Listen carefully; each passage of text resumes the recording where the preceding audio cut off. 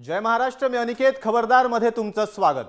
7 जन्माच्या आणाभाका घेणारी जोडपी नवरा बायको आता एकमेकांशी एकनिष्ठ राहतीलच असं नाही। दिल्लीमध्ये वासनेच्या आहारी जाऊन तब्बल 7000 जोडप्यांनी वाईफ स्वॅपिंग केल्याचा धक्कादायक प्रकार उघडकीस आलेला आहे। विशेष म्हणजे हे वाईफ स्वॅपिंग जे रॅकेट चालवत होता तो समाजातला एक प्रतिष्ठित डॉक्टर होता ज्यांनी रुग्णसेवेचं व्रत घेतलंय। बायका असो की दादला ह्यांच्याकडे सगळाच गुपचूप मामला। 7000 जोडप्यांचं स्वॅपिंग रॅकेट, दिल्लीत भरला सेक्सचा बाजार। भारतीय संस्कृतीत लग्नाला अनन्यसाधारण महत्व आहे। ज्याच्याशी किंवा जिच्याशी लग्न केलं त्या साथीदाराशी आयुष्यभर एकनिष्ठ राहावं असे संस्कार भारतीयांवर पिढ्यानपिढ्या झाले। पण जमाना आता हायटेक झालाय। भारतीयांवर पाश्चात्य संस्कृतीचा प्रभाव वाढू लागला, तसे नवनवे प्रकार वाढू लागले। दिल्लीत तर एका मोठ्या वाईफ स्वॅपिंगच्या रॅकेटचा पर्दाफाश झालाय। वाईफ स्वॅपिंग म्हणजे आपल्या अर्धांगिनीची, धर्मपत्नीची, बायकोची अदलाबदल। प्रणय क्रीडेसाठी 2 जोडप्यांनी एकमेकांच्या साथीदाराचा वापर करायचा। पाश्चात्य देशात आलेलं हे फॅड आता भारतात मूळ धरू लागलंय। दिल्लीत एका डॉक्टरनं हा सगळा बाजार मांडला होता। दिल्लीतल्या एका स्थानिक वृत्तवाहिनीच्या 2 प्रतिनिधींनी नवरा बायको असल्याचं सांगत या डॉक्टरची भेट घेतली आणि मग जे पुढे आलं त्याने देश हादरून गेला। सच बात तो है कि हम लोग 3 साल से मतलब we are adopted such kind of life.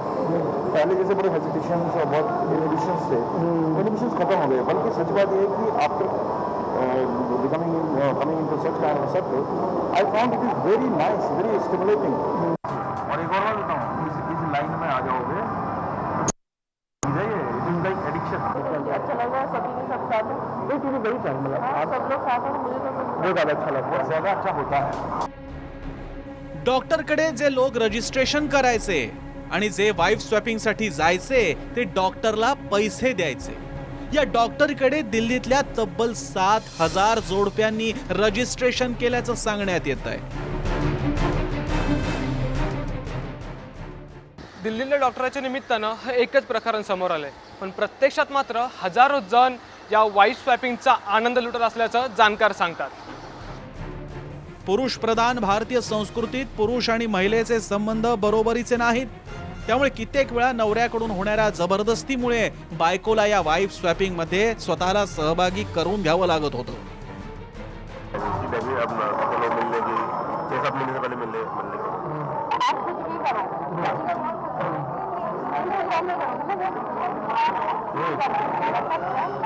कुछ भी करो, आप तो नहीं सोच रहे ना, मैंने देखा था, मैं एंजॉय अगर जिंदगी में नहीं फायदा। दिल्ली मुंबईत वाईफ स्वॅपिंगच नाही तर राजरोसपणे ग्रुप सेक्सचे प्रकारही होत असल्याचं जाणकार सांगतात। अशा प्रकारच्या पार्ट्यांमध्ये 10 किंवा त्याहीपेक्षा जास्त जोडपी आणि काही अविवाहित तरुण तरुणीही सहभागी होतात।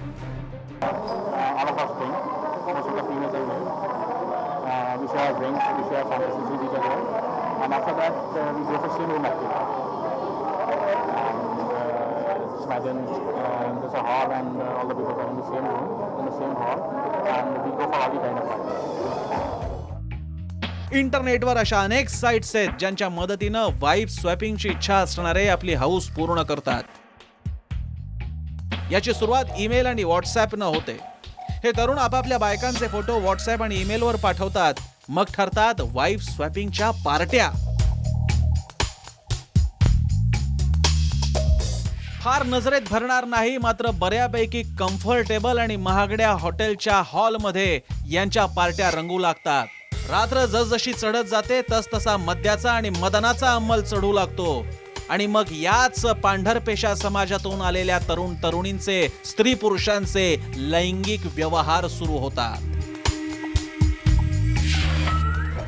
पाश्चात्य संस्कृतीच्या अंधानुकरणामुळे अशा विकृत गोष्टी या भारतात घडू लागलेल्या आहेत।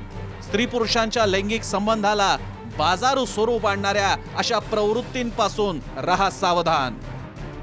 ब्युरो रिपोर्ट, जय महाराष्ट्र। वेळ झाली एका ब्रेकची. तुम्ही रहा खबरदार.